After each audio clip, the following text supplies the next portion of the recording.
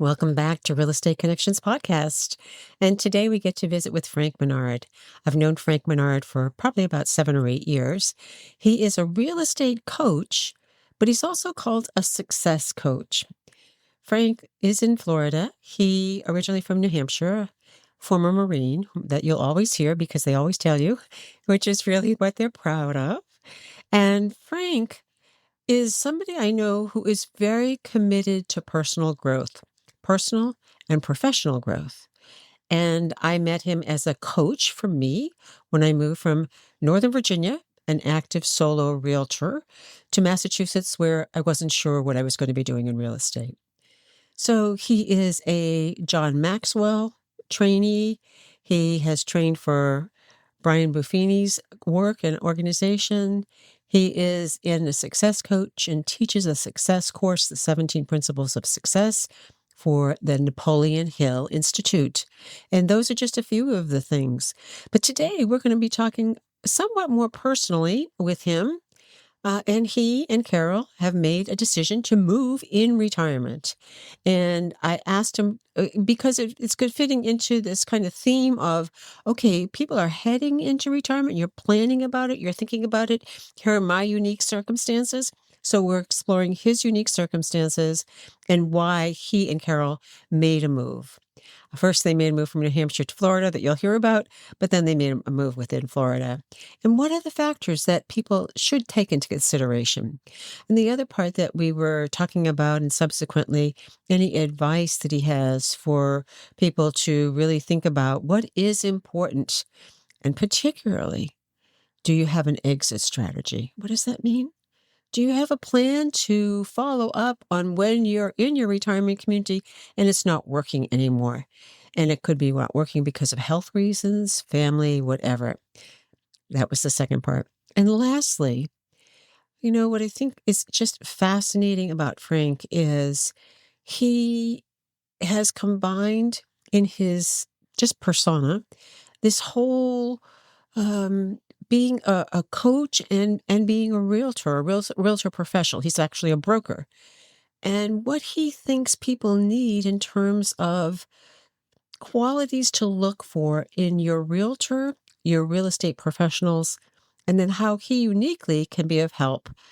And because of the goodness of his heart, he doesn't charge. He is just a gift. He is a gift to the world. So let's meet Frank Menard. Welcome to Real Estate Connections podcast, where relationships open doors. I'm Mary Foerster, and housing is a universal need. We are often thinking about our existing housing, our future housing, that possibly of family members. This is where you're going to hear the issues and the people who are working the issues every day. Please hit subscribe and like if you find this podcast helpful to you. Thank you. Well, welcome to Real Estate Connections podcast. And today we are going to have a lot of fun because the person I'm talking to is a lot of fun.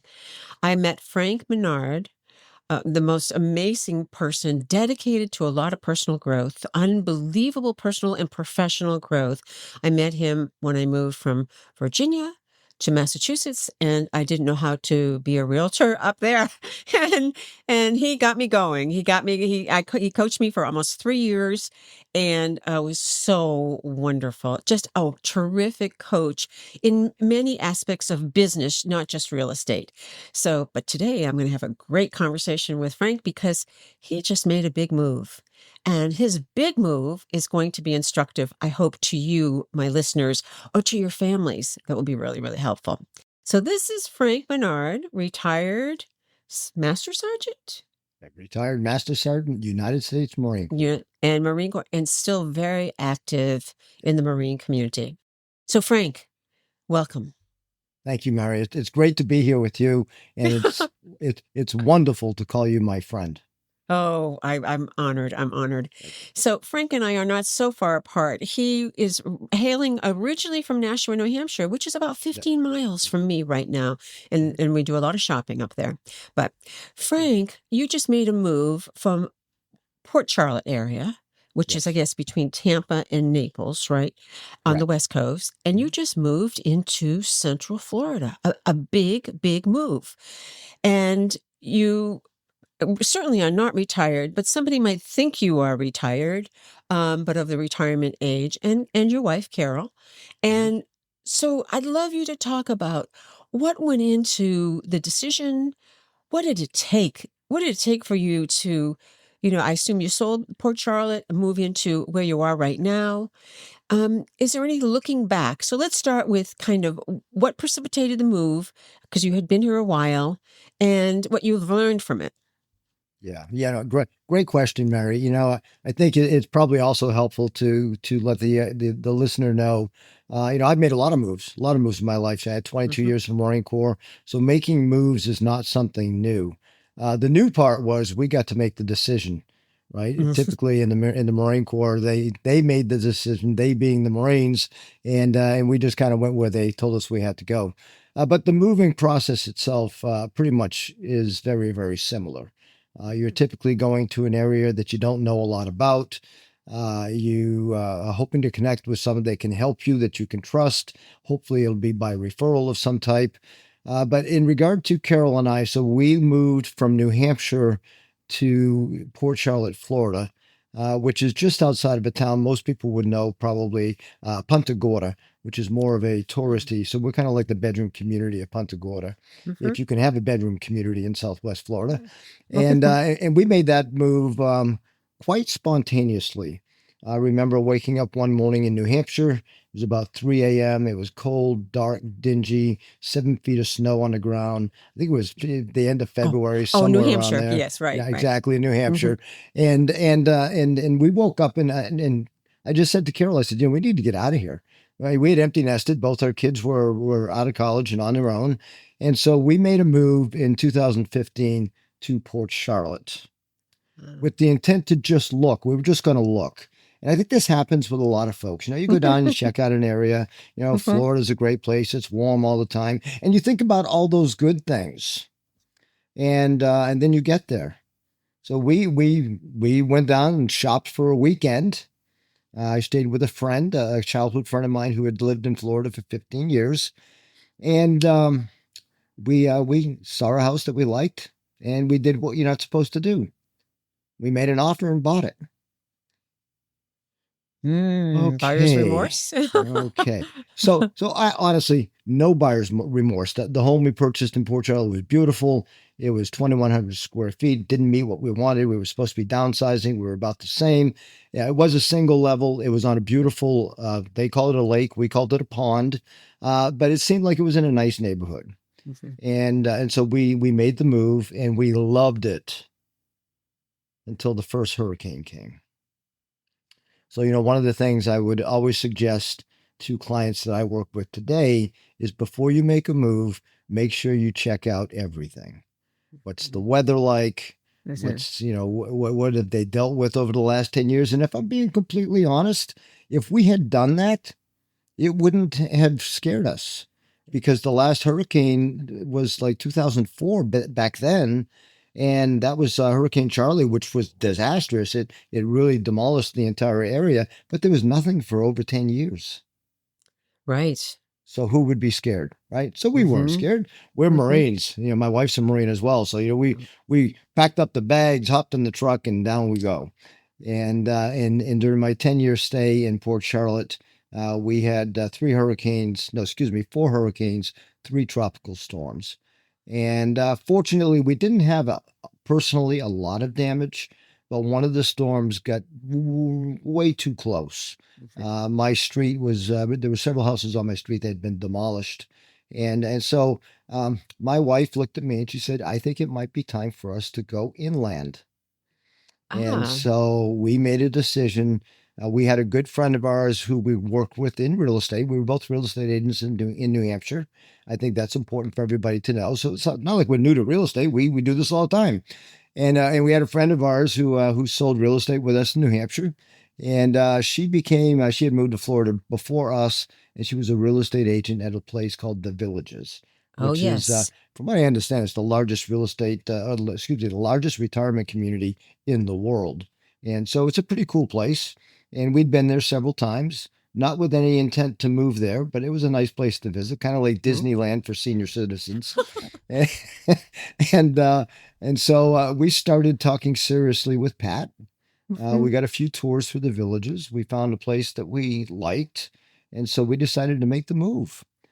So yes, we put our home for sale in Port Charlotte, which, if I'm being completely honest here, even with 25 years, actually, my wife had over 40 years of experience in real estate. I had 25 years in 65 real years, estate. yes. Yeah, yeah, exactly. And it was the worst transaction that we had ever experienced. Tell me Bad how. Tell buyers, me. Oh, unqualified buyers, yes. buyers would tell you Yes. one thing, then something else comes up.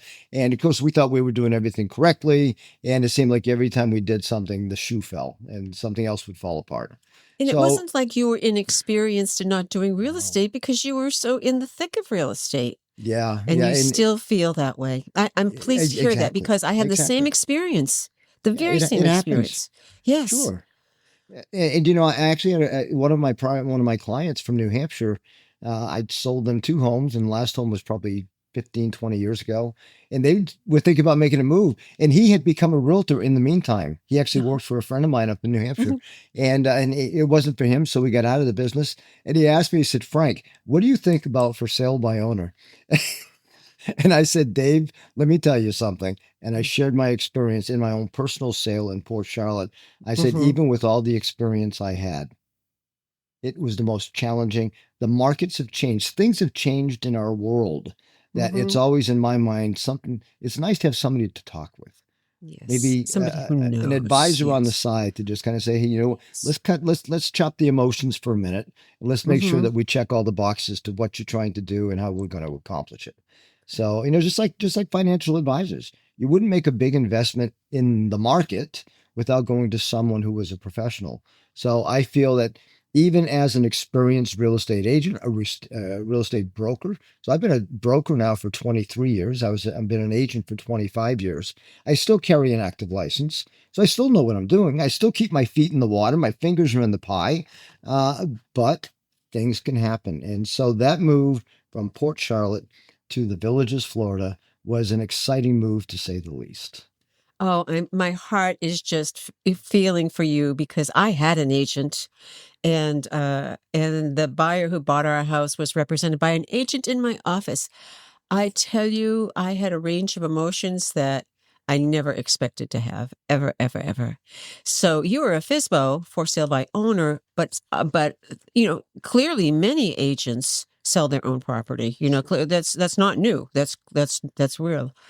Okay, so you've made this move. Other than check the weather, um, so what else would you say to somebody who is thinking about making, let's say, a geographic move? Mhm. Obviously, your friend has consulted with you too. What else? What else would be good advice?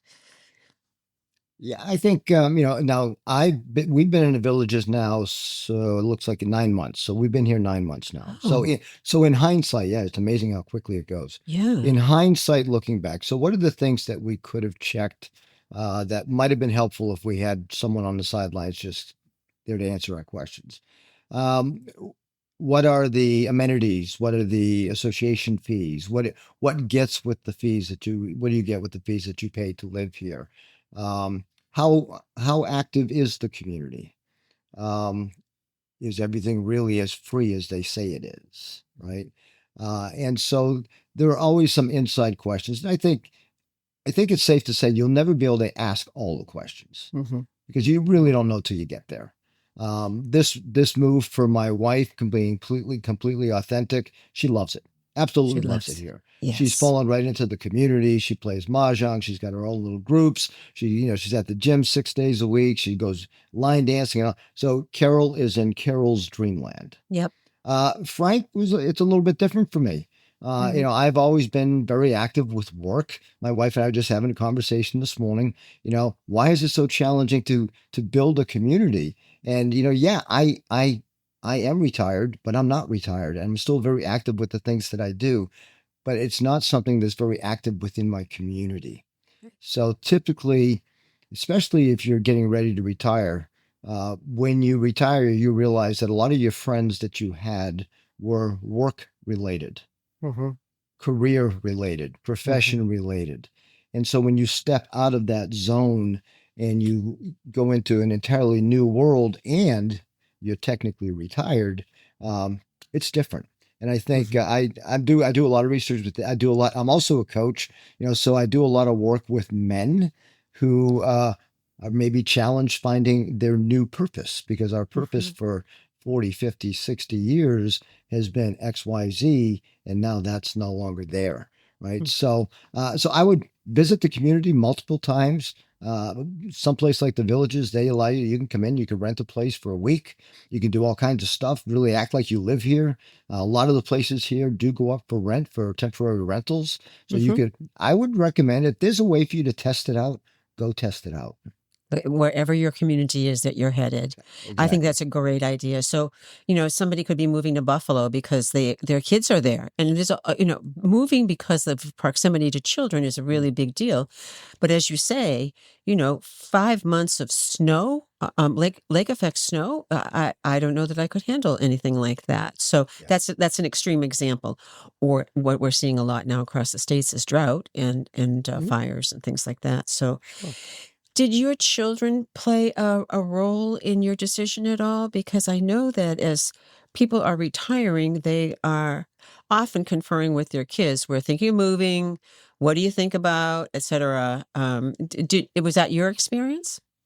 Yeah, fortunately, I mean, I have two adult children. I have a son who lives in Chicago and a daughter who currently lives in Newport News, but she's a military spouse as well. So Oh, they're getting ready to make a move over to Pensacola, Florida. So they really didn't come too much into play. The world is small today.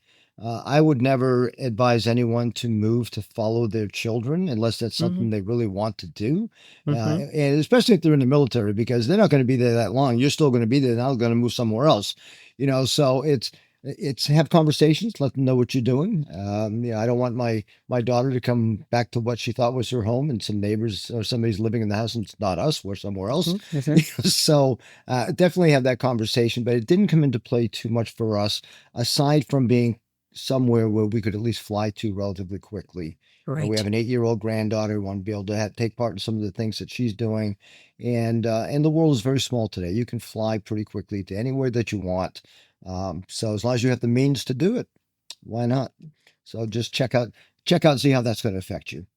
So the other the point you made was affordability. So know what you're buying. Is it a whole package? Is it the package that you want? Or maybe in your case, it's the perfect package for Carol, but it may not be the perfect package for you. Or yet even. So, that is fantastic. Also, I love your insight about people whose careers have been paramount. And I felt that way as well. My career was paramount in DC, Northern Virginia. And when I moved up to Massachusetts, I was like, now what am I supposed to do? So that transition came harder for me, I think, than my husband. And then I came for my husband. Do you and Carol, this is a personal question, you can answer or not, or answer it generally. Do you and Carol have an exit strategy? Have you planned yet for if one of you is incapacitated or your family is going to require you to move to Chicago, or have you talked about that at all? Um, you know, I, I'm going to say yes. We've certainly talked about that. Yeah. But I think probably in a way different than a lot of folks. We're very Right. fortunate. I retired from 22 years in the military, so I have a retirement income from there. I am collecting Social Security. I have a good income there. I still work and make a little money here and there doing the things that I do as a coach. Hmm. I certainly don't do as much today for money as I used to do. I'm more focused on trying to help and advise people. The gray beard wisdom, I call it, right? And Hmm. but yeah, we've talked about it, and I think at the end of the day, my wife would probably stay here, which is one of the reasons we moved to a community. That if something were to happen to me, we don't have a mortgage on our home. So if something were to happen to me, she at least has a roof over her head. She has Hmm. neighbors nearby. It's a really close knit community with really nice people. We've not met anyone here that we haven't liked. Mhm. That if something should happen to me, which is not my plan, I plan to live to be 100 and make everybody miserable. But You'll be running 4 miles a day still. I know you will be. I Yes. probably will be, Yes. but at the end of the day, if something were to happen to Carol, if I'm being honest, and I've said this to Carol, if something were to happen to Carol, I'd probably go back up north. Yeah. I was born and raised in New Hampshire. I love New Hampshire. She hates the cold, and so that keeps me here. Yes. But yeah, we've had those discussions. I wouldn't say to the degree that we're, dotting I's and crossing T's and making plans, but at the end of the day, it certainly has been conversation, and we're both comfortable with if something happens to the other, we have a plan. We know what we're going to do. Right. And I've heard different people. I mean, I'm encountering a number of people, primarily women in midlife, who are suddenly having to fly to another state, help one parent sell the house, and kind of you were using the concept of partnership. The child or the responsible child being in partnership with the parent who might be well, to take care of the ailing parent, work with the realtors and the other providers locally, but be in partnership with the spouse who hopefully is still well. And so I'm talking a lot with them and about those transitions. And it seems, Frank, there's a need for helping people in that situation. Not only have you not sold your a home yet yourself, or in a long, long time, you're now having to go into another state and find those resources there. So I'm curious about whether you observe that yet in the villages. Have you run into people like that yet who, are not. I ran into somebody this weekend when I was in North Carolina, and no heirs, no heirs whatsoever, and they're becoming more and more complicated.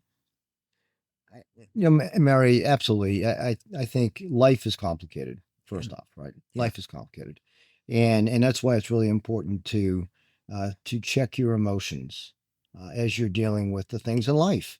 I mean, emotions sometimes cause us to make decisions that we wouldn't necessarily make had we given it a little bit more thought, Mhm. right? And I have a friend who is a little older than me. I'm 70 years old. I think she's 72, maybe, and she has children who are very active in her business. And when I say in her business, I mean her personal business, right? Right. Mom, what's your plan for this? Mom, what's your plan for that? Mhm. And and they envision, because of family history and some medical history, that they could perhaps have to deal with X, Y, Z. And so if that happens, what's our plan? And of course, Mhm. their plan is for mom to go back there, Mhm. and there would be in New Hampshire. And her plan is to stay here in Florida. She doesn't want to go back to New Right. Hampshire. Right. And so, wow, I mean, all of those discussions that you have to have as you get older. And I see that a lot here in the villages. What I see in the villages, even my short time here, living here, I see people purchasing homes that they thought would work, and they're too small, too big, whatever. And so now they're selling that one, buying another one. I mean, it's the things that I would think that I would have done when I was 30 years old, not certainly when I'm 70 years Right. old. And so, you ask questions about what should you look at? Well, can you live in this house? I mean, we came from a 2,100 square foot home to a 1,400 square foot home. Oh. A lot of the furniture's not going there. You love your wife, you love your husband, but can you be that close to them that often and that long, right? And so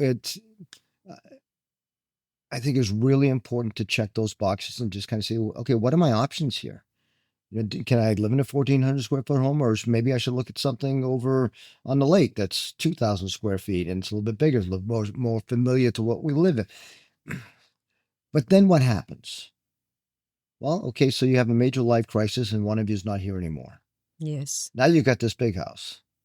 And this conversation came up with Carol and I. Well, it's not that big of a house. We still have 3 bedrooms, 2 baths. It's fine, but it's tighter. And if something happened, Carol could certainly live here. In our previous home in Port Charlotte, Carol said, I would not live here if you died. It was too What big. was wrong? Oh, it's It too was big. just too Yes. big. She Yes. didn't need all that house. She didn't need 2,100 square feet and Yes. an 1,100 square foot lanai and a big pool and everything else. She didn't need all that. So yeah, have those conversations, because it's easier to have those conversations and make decisions now when you're both of mental capacity and you can make Mhm. those decisions, Mhm. rather than putting someone in a position where they have to make emotional decisions. Right. Exactly. I'm watching a wonderful series right now. Matter of fact, we just watched the sixth series called The Madison.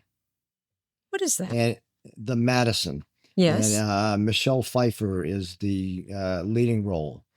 And my wife and I have watched it over the last week, and it runs along these lines. The husband dies in an airplane accident, visiting his brother in Montana. So they're in Big Sky, Montana, and the husband loves the fly fishing and the outdoors and all this stuff. And for years, he's been trying to get his family to come and enjoy this. But the best he could do was he was allowed to go for a week's vacation to sit on the porch and get drunk with his brother and talk about men's stuff, right? Men stuff. And Boy then stuff. yeah, and the brother was a pilot, and they were piloting a small plane during one of the trips. And unfortunately, got into stormy weather, and they both got killed in the accident. So now the wife and the children. So let's see, two daughters, two grandchildren, and an ex-husband, another. So all this stuff is going on, and the wife finally goes to Montana, and she's burying her husband on the land that he was visiting with his brother, because that's what he loved. That was his heaven, right? Mm-hmm. But as I'm watching the movie, I'm saying, oh my gosh, we don't know how much time we have, and Exactly. we don't know when it's going to come. That's just part of the deal. We don't know. And so if you don't know, how can you make decisions? Mm-hmm. Well, Plan I for it. think, How can you plan for yeah, it? That's right. yeah, exactly. Exactly. So you don't. So what you need, frankly, is perhaps a friendly advisor, a friend, a guide, someone who's maybe been down that road before you. And that's what I like Mm-hmm. about where I am in life right now, Mary. I don't know everything for sure. I think I've learned a few things over 70 years, and you can appreciate that. I always look at it. So if I look behind me, there's somebody behind me 5, 10 years younger than me, who's experiencing today what I experienced 5 or 10 years ago. Yes. Do I know the answer? Probably not. But I can at least share an experience to make them pause. Just pause and think. Mm-hmm. Oh, I hadn't thought about that. And how much value does that bring to the table for somebody? Mm-hmm. Mm-hmm. Right. And so when people are talking about coming to the villages, even now, somebody say, "Yeah, we've been thinking about going there." Man, sure, come on down. Come and visit first. Yes. See if you like it. I know you love playing golf. Do you want to do it 6 days a week? You can. You can do 6 days a week here. You can play golf 6 days a week here for free. Free. But is that the way you want to spend every day Yes. of your Is that what life? you want to do? It Yes. sounds good when you're thinking about it. Mm-hmm. Yeah. Yes. Yeah. So, you and I have um, done a whole lot of referring business to Yeah. people that we seek out who we try to match a personality type, but we seek out really wonderful professionals so that we can refer people to them, no matter where they live. And there are tremendous professionals. There's all kinds of certifications now for, helping people in their older years pick housing. So, audience, as you are thinking about this, explore, look for realtors, ask people who are the best people to deal with. And it isn't just who sold the most houses. That's never the right answer. The right answer is who is serving you the best. And Frank has coached me. He was raised and trained in a Buffini environment. That was the coaching system that I used for 9 years as I became a realtor, and his coaching helped me go back to that and learn that. And it's all business by referral. Do the best job you can do so that your clients will refer you to their friends and family. But now, Frank, you are taking it a little step further, because I noticed on your bio, you are now a trusted real estate advisor. How do you see that kind of fitting in with what you've been coaching all along in your experience as an agent and a broker? Yeah. Thank you, Mary. It's a great question. Yeah, it's funny. Real estate advisor just kind of popped into my head one day. Yeah. I said, I don't want to list and sell real estate anymore. So I don't want to go and showing houses. I don't do any of that stuff anymore. And it occurred to me, I guess it was just in March, my license came up for renewal, and I was tempted not to renew it. And I said, why would I renew it? I mean, I'm not doing it, but I still enjoyed being in and around that mix, right? Those people. And I said, well, how could I help someone? What's the difference between an advisor? And I've actually run into this in some of my marketing. Trusted real estate advisor. Oh, you're a real estate agent. Well, that's partially true, but not the way they see it. They see it as you're going to buy my house. You're going to help me sell my house. You're going to help me buy a house, whatever. And that's the image. And a lot of real estate agents, real estate professionals in the industry will use that term, real estate advisor. But there are some differences. And the difference is today it's 2026. We've just come out of probably one of the hottest real estate markets in history. And unfortunately, when the real estate market is hot, real estate agents can sell lots of homes without a lot of experience and effort. No, Maybe. That's right. Maybe. So, and you brought up my friend Brian Buffini. Even Brian Buffini has made comments in some of his most recent podcasts. Most real estate agents, that anyone who got a real estate license within the last 11 to 12 years really doesn't know what a real real estate market is, right? So we don't know. We're judging someone on how many homes, how successful are they? Are they driving an expensive car? Are they looking the part? Blah, blah. Well, none of that really has anything to do with selling real estate. What does have something to do with selling real estate is, first and foremost, building relationships. So if you can get a referral to someone, if you can get a referral to an agent from someone you know and trust that has done business with this person, perfect, wonderful. I would love it if that happened all the time. Unfortunately, most of my military career, making a move every 3 years or so, I'd end up okay, you're going to Charleston, West Virginia. Take a dart, throw it at the yellow pages, and see what real estate agent it hits. Of 5 people. Yeah, of the 5 people in town. Right, exactly. That's right. Exactly. So being an advisor goes a little bit deeper than that. And of course, markets change. So when markets change, how is that real estate agent succeeding? So I actually have 7 things that I ask people to look at before they hire a real estate agent. 1, are they competent with the market? So market competence. What do I mean by that? What's their recent transaction history? Do they do business on a daily basis? I think about Babe Ruth, right? Big home run hitter. And Babe Ruth hit a lot of home runs, but a lot of people don't know he was also top of the list for strikeouts. So he was at bat a lot. Right. He was at bat a lot, and he had a lot of success. But he also had a lot of failure because he was doing it all the time. This is what he did. Yeah. So if you're going to hire a real estate agent, make sure that agent is competent in the market that you're currently in, that they are, in fact, full-time professionals doing this as a full-time business. A lot of folks come into this industry, they've got a license, but they're part-timers. And I'm not taking anything away from part-timers. Some of them are very good, but some of them, they're just looking to make extra money. And they see it from the outside looking in that real estate's an easy way to make money. And sometimes it can be. Other times it's not so much. Right. So do they know things like, what's the current days on market? If I'm trying to sell my house, how long should I expect to wait for that? Are there a lot of comps out there? Do we have a lot of competition? If we don't have a lot of competition, maybe we'll sell faster. If there's a ton of competition, that's going to affect my price. So do they know the answers to those questions because they're active in the market? So that's number 1, market competence. Number 2, stability. Unfortunately, in any sales, if you don't have a lot of business, you'll take whatever business comes.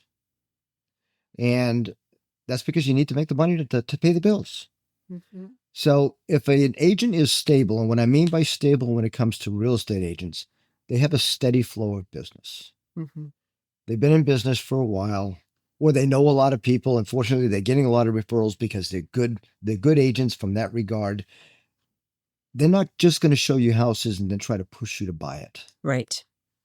They're going to give you advice. There's that word advisor, right? They're going to advise you either for or against a purchase based on what they see to serve your best interest as a client. Not how fast can I get a paycheck, not how fast can I get a commission check. So are they stable in their business? Do they have a system? Also, are they too busy? Do they have so Right. much business that they can't communicate well? And that's another thing that we look at. Number 3 is communication. No real estate client should wonder what's going on. Their real estate professional, their advisor, should be keeping them abreast of what's going on in their business, in their transaction. They shouldn't have to be making phone calls, so they respond on time. If there's a showing, they give feedback, good, clear feedback, honest feedback, not worried about hurting people's feelings, but to say, look, this is what the buyers said when they were in the house. Perhaps we can do something about this. How can we help you with that? They set proper expectations. I need to sell my house and be in Chicago in 30 days. In today's market, that's probably not going to work. Mm-hmm. It's going to take a little bit longer to sell the home. So Mm-hmm. setting those proper expectations so that the consumer can actually adjust what their plans are. How can they make plans on the other end when they can't even get this end done? My daughter's going through a move right now. She's under stress. She's going to be moving from Newport News, Virginia to Pensacola, Florida. Oh. She got a buyer on her house. She's working with a great agent. This agent's doing a great job. But they bought it sight unseen. Ah. Home inspections for my information only. Sure. Fortunately, my daughter was raised by 2 real estate agents. You can expect some questions after the inspection. And sure enough, just 2 days ago, she received a list of requests from the buyer that was just looking for information. We want you to fix this. We want you to fix that. Well, now she's in a situation where she has to make decisions Pressure. because she's already got a move date to Pensacola. Right. So she's not in the best emotional situation to make those decisions. So her agent's doing a great job helping, and that's what you want. You want an agent that's going to be able to take some of that pressure off, remove some of those emotions, and help out. So communication is key. Number 4, strategy. Does your agent have a strategy to get your home sold? Are they able to verbalize it and explain it to you? This is what we're going to do. I'm remembering back in the days when the market was really, really hot, really, really busy. I was in New Hampshire selling real estate. I listed a home in Massachusetts, and I think it was Tingsboro. I can't remember. Not important. But so I listed the house. People I in listed the Tingsboro house. think it is. Yes, go ahead. Yeah, it Yeah. probably was. And I'm telling my client, look, here's what we're going to do. We're going to list the home for sale on Thursday. We're not going to allow any showings until Saturday during the open house. So we're going to have this buildup of buyers that want to come look. We're going to show the open house on Saturday and on Sunday. And we're not going to respond to any offers until Monday at 5 p.m. That's the plan. Oh, so there was no doubt what we were going to do. And the plan worked perfectly for that market. We had multiple offers. Mm-hmm. It drove the price up above what we were asking. Mm-hmm. And it was able to support it through an appraisal. But look, having that plan and just knowing my agent's got a plan. Not, hey, we're going to throw a sign in the yard and, within 3 or 4 weeks, we should have something. We'll see what happens. No, you want an agent that has a strategy, has a plan, can not only verbalize the plan, but can execute it. We'll give it to you in writing. When I was coaching and training real estate agents, I always said, what's your marketing plan? What's your plan? So when you sit down at the dining room table with an agent, with a consumer, give them your plan. Yes. And then when they accuse you of not doing your job, just take that list back out and say, what part didn't do that I told you I had done, right? And so that's important. Negotiation strength. If you go back to the stability aspect, if you've got an agent that just needs a paycheck like now, how strong are they going to negotiate for you when it comes to push and shove with that buyer or that seller that you're dealing with?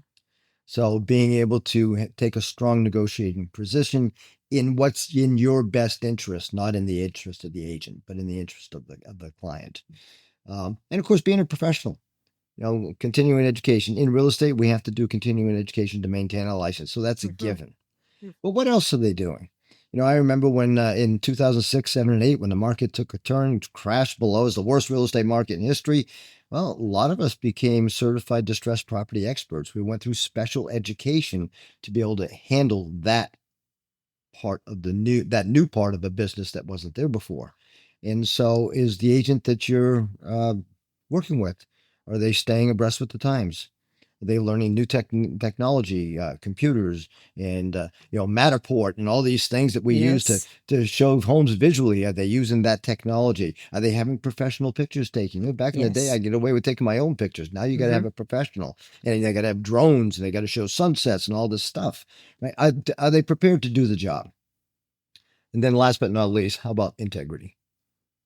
Can you How trust about them? it? Yep. Yeah. How about integrity? Right? Uh, do they have examples? Do they have testimonials? Do they have testimonials from past clients that would accept a phone call from a potential client and say, "Hey, could you tell me what Frank was like? What was he like to work with?" Mm-hmm. Not just something that they typed up on Chat GPT and just threw it up there. Somebody, if you want to know who Frank is, call Mary Foerster. She'll tell you who Frank Mm-hmm. is, and Exactly. and I know she'll exactly. So, and they're transparent about their fees. What do they charge? Uh, do they have any conflicts in the transaction? Wouldn't you love to know if the home that you're looking to buy was actually Frank's cousin's home, and Frank's your real estate agent, and do you think he might do something for his kid? There's a conflict there. And the law Potentially, says yes. the Right. law says we have to identify those conflicts. So make sure. And are there any limitations? If I've got to get my home sold in the next 30 to 45 days, and Frank's going on vacation for the next 2 weeks, how am I going to be able to get that done? Right. So Mm-hmm. it's I guess what I'm saying with all 7 of these things that I look at is it in the best interest of the client, Yes. not in the best interest of the or what's comfortable for the real estate agent. Mm-hmm. So when I go through those 7 items, just to recap real quick, market confidence, stability, communication, strategy, negotiation strength, and professionalism, and integrity. Do they have all these things put together? Right. Right. Great. Great package. Terrific package. And your examples are so real. I was having a conversation this weekend in DC with my nephew who has 15 buyers and 11 listings, and how can you and more listings at the door, and how can you live life that way? And so it was a very real discussion. And he knew it. He knew it for sure. Mm. Frank, this has been really an awesome discussion. I so appreciate you, and I appreciate what you're doing. One thing I've been asking my guests is how they give back to the community. And I wonder if you would just take a few minutes and talk about, is it Project 21? Is it from the Well, Marine Corps? Mission Mission 22. Mission 22, yes. And Yeah, also that's what you're a doing with men now, and your focus on mentoring and counseling men. I'd love you if you would take a few minutes and just share both of those. sure, absolutely. So let's go with Mission 22 first, because that was something I got involved with probably 5 years ago. So Mission, unfortunately, as a veteran, I know all too well that there are a lot of veterans from all branches of military service that have gone through a lot of stress. Fortunately, I never went through wartime stress, but unfortunately, there are a lot who have. And the statistics show still today that on average, 22 veterans a day commit suicide. Yes. And so that impacted me very close to the heart. I was a recruiter for 20 of my 22 years, and Mm-hmm. so I feel responsible for a lot of the folks who've gone in the military under my hand, right? Mm-hmm. And so Mission 22 is there to help and support those who are involved with traumatic brain injury, those who have post-traumatic stress. How can we help our veterans, both male and female alike, uh, get control of their lives after military service? So I've been involved with them for several years. I've done many events in their stead, and to this day I support veterans wholeheartedly, 100%. Anyone who knows me knows that I'm a proud Marine. Once a Mm-hmm. Marine, always a Marine. I just tattooed on my chest, the Eagle, Globe, and Anchor. It is what it is, and so that's where my heart really is. But then, more recently, about 3 years ago, I became a certified global coach with the Napoleon Hill Institute. Those of you who know Napoleon Hill wrote a famous book back in 1937 called, Think and Grow Rich, where he displayed 13 success principles, which had now grown into 17 success Mm-hmm. principles. I have founded an organization called the 17 Club, based on the philosophy as given to us by Napoleon Hill, the science of success.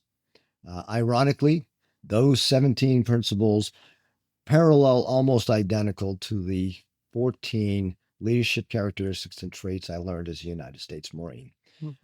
And I also know that we all have trouble today, men and women alike, but I am a man, so I can relate to those. And so I've chosen to support young men who are trying to find a way, not sure which way they're going to go. Unfortunately, there are a lot of children being raised by single parents, and they're missing something. I'm not sure what it is. Don't know what the answer is, but they're missing something. So can I help there? And more recently, because I'm experiencing it myself, as an older man, I hate to use the word senior citizen, but you know what? We just went through life working 40, 50, 60 years. We had a purpose. We knew what we had to do. And then suddenly that changes. And I think men my age, some younger, many older, have lost their sense of purpose. Yes. And so I spend a lot of my time in today's day and age. I have a men's group that meets every Tuesday at 11 a.m. Eastern time via Zoom, and we talk about men's stuff. No women allowed. I love it. Good. But the whole philosophy is based around Napoleon Hill's 17 Keys to Success. So. Terrific. And if you make those public in any way, we'll put them in the show notes, and we'll put the Mission 22 in the show notes as well, so that people can look into it. It's so critical. Death by suicide is it's so difficult, and there are a lot of advocates in my area for help in that area. So, Frank, awesome as always. We never are at a loss of words. The two of us, we do a really, really good job talking, and I hope that to our audience that this has been really provocative for you. If you have some questions for Frank, his contact information will be in show notes as well. Feel free to reach out to him, and he is, among many other real estate professionals, can connect you in your area just by making a few phone calls. So do reach out. And Mary, thank you for that. And here's my quick message for everyone listening. Before you sign, before you sell, before you buy, before you invest, get clarity first. Yes. As an advisor, I help people avoid costly mistakes. And if you're someone who just needs advice, I actually don't charge for that. I get paid in a different way, and it doesn't affect the buyer, the consumer in any way, shape, or form. And the way I get paid is just by knowing that I help someone make a good decision with solid guidance and advice. No strings attached. No strings. So now what you know is under that Marine symbol on his chest that's tattooed is this really, really, really big heart. And I've been just blessed to know you and to be a colleague of yours, Frank. Thank you, have Mary. a really super day, and I know we'll be in touch. Yes, we will. Thank you so much for this opportunity. Thank you for listening. Oh, thank you, Frank. Thank you so much for joining us today, and I hope you found this conversation useful to you and your real estate goals. You'll find the contact information for our guests and any links they recommend you have in the show notes. And should we be able to help you identify some strong real estate professionals in your area, drop us a note at info@realestateconnectionspodcast.com. Thanks again, and bye for now.